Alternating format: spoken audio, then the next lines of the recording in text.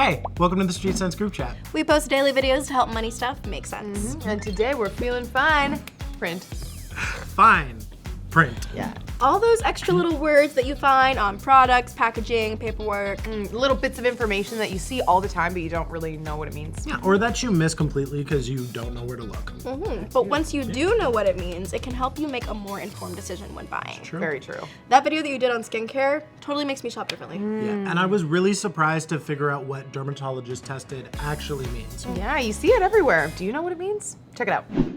What does dermatologist tested mean? It's here and here and here too. I thought it meant the product had passed a bunch of dermatologist tests and it's good to use, but not so fast. In Canada, the phrase just means that at least one derm tested the product to make sure it wasn't irritating on the skin. Was the product effective? Did the skin react poorly to the product? Well, we don't know the results. You could have only one derm test the product and hate it, but the brand can still say it's dermatologist tested. According to Health Canada, there are no regulations for this phrase. No rules about how many derms or tests need to be involved. Okay, so what about dermatologist recommended? Is this label any better? Well, it means that one or more dermatologists would recommend the product to patients or consumers. Would all derms recommend it? No. And is it recommended for your specific skin needs? No. Just recommended in general. Neither claim requires authorization from Health Canada. So it's kind of like an honor system where the brand may be called to provide proof in using the claim, but then again, they may not. So which beauty claims do hold a lot of weight? I'm on the hunt. I find it almost funny. The dermatologist tested literally just means it was tested by a dermatologist. Yeah. Doesn't need to get a good grade. They gave them a quiz. Yeah. They could have failed. Very much. Weird. It's not lying. Yeah. But I almost feel lied to. You know, it is pretty sneaky. Fine Yeah. print can be tricky like that. You might see it, but then not understand it at all. Yeah. You might not even see it. That Sometimes too. it's that small. Very true. You know? Yeah. Creo did a video on a savings account that had some really important fine print that people might have missed. Yes, we did. We found a deal that looked really good, so we dug into it further, and this is what happened. Check it out. Okay, not so fast. You see that asterisk right there? That means there's fine print to read. Okay, so let's say you're just starting out with managing your own money. That 4.75% lasts until January of 2023 and only applies to new deposits, not any money you may already have in the bank. After January, it drops to 0.75%. Quick maths. Let's say we got $100. With the 4.75% promo interest, by the end of January, we'll gain $1.19. And with the 0.75% regular interest, by the start of November 2023, we'll have earned another 57 cents, bringing the grand total account balance to $101.76, assuming you didn't add or take away any money during that time. On the other hand, some independent finance places have better year-round rates. Like if you were gonna put $100 into an account with an interest rate of 2.6, after a year, you'd have $102.63. That's 88 more cents than the HSBC deal. And sure, some people have thousands of dollars to play with, so they may play this game differently. But if you have a modest stash of cash you want to grow, look at the details. So, did you read the fine print? Math and numbers.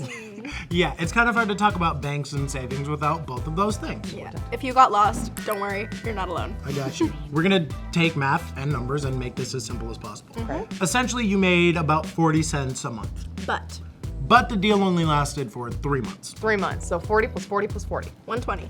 Yes. Confession. Whenever we do math, we have 3 or 4 people double check things because math is hard. We're not the best at math. No, we are Just not. honestly. Not our favorite. I will say though, that was some fine work on that fine print. Oh, thank you. Oh, a pun and a compliment. Yeah. A punlament. Oh, what? Wait, sorry, that wasn't good. Mercedes, your fine print finding was about return policies, right? Sure was. We dug into it. Let's check it out. You'll cut that part out, right? Okay, if you're anything like me, you've been absolutely dogged by return policies before. Especially when it comes to online orders, I just totally lose track of the days and then end up with a bunch of stuff I don't actually want. So we made a handy guide to help out with all of our favorite stores and what their return policies are. So of course, this is not an extensive list, but in the rows here, you can see the different stores that we have, and then in the columns, their actual policies. One of the ones that I find most surprising is Dollarama. You would think that because it's so cheap, it would be super easy to just return your stuff. But no! Everything is final sale unless it's defective. You have to contact them and prove that the item was damaged or defective in order to actually process that return. By comparison, I think Sephora might have one of the best return policies. It's 30 days for a full refund or 60 days for store credit, and the product doesn't have to be new or unopened in order for you to return it. As long as you remember that you want to return the thing you tried, you're good. Okay, another one that I think is really interesting, and this is just because I constantly get ads for it on my For You page, is Every Jewels, and they have literally no refunds or exchanges. I don't know a lot of other other brands that have zero return policy, besides Dollarama, I guess. Anyway, you kind of get the picture. We have quite a few stores on here, but if you have any others that you think we should add, let us know. I really hope this helps. If you want to check it out, it is public on our profile. No return policy somehow feels illegal. Yeah. Well, Yeah, it does. the government of Canada says that a business is not obligated to accept the return of a purchase unless the item is defective. So wait, who decides what defective means? That's a good question. We called the Consumer Measures Committee to try to clarify, and the phone number didn't work. So then what?